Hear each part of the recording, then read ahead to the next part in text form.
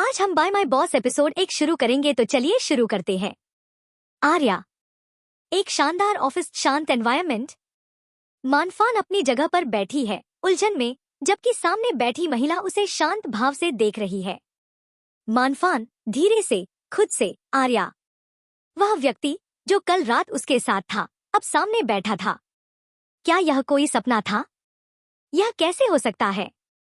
उसने खुद को इस्सारा के रूप में क्यों पेश किया?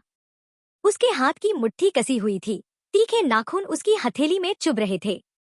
दर्द से उसे एहसास हुआ कि यह कोई सपना नहीं था।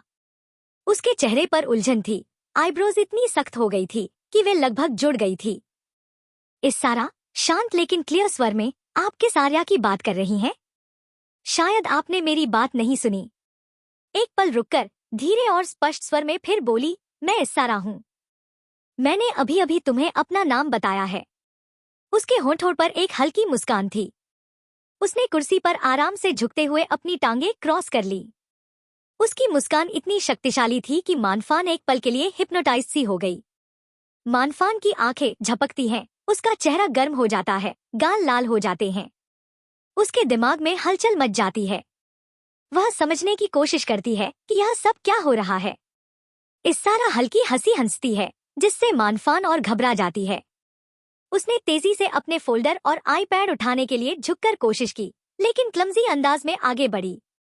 इस्सारा, चंचल मुस्कान के साथ, क्या तुमने मुझे किसी और के लिए गलत समझा, या मैं बहुत से अन्य लोगों की तरह दिखती हूँ? मानफान चौंक जाती है।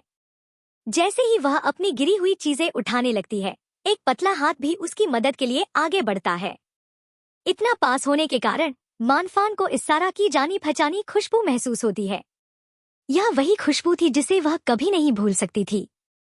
वह व्यक्ति जिसने उसे चूमा, उसे थामा, यह आर्या ही थी।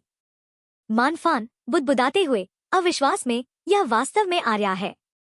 एक पल के लिए इस्सारा की तीखी आंखों में मनोरंजन की झलक दिखती है।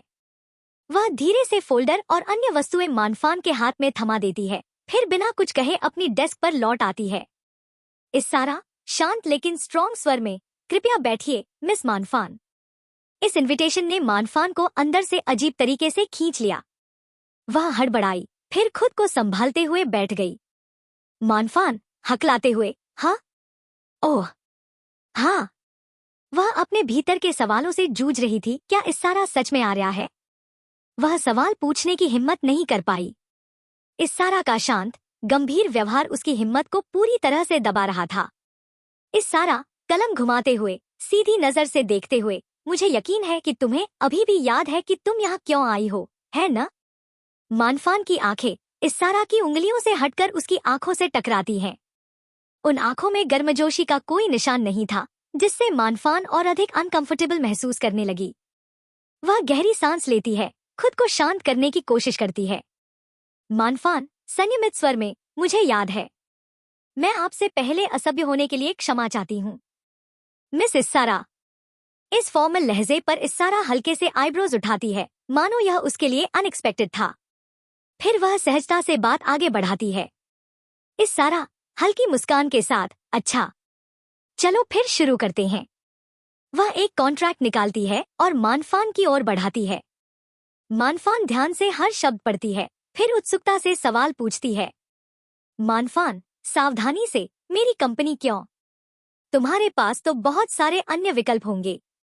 इस्सारा, मुस्कुराते हुए, सहजता से, यह एक कंपटीशन है, अगले चेयरमैन के लिए सही व्यक्ति खोजने की। वह आगे समझाती है कि यह एक फैशन कंपटीशन होगी, जिसमें अलग अलग टीमें कपड़ों के ब्रांड लॉन्च करेंगी और जो टीम सबसे अधिक रेवेन्यू कमाएगी, वह प्रेसिडेंसी की हकदार होगी।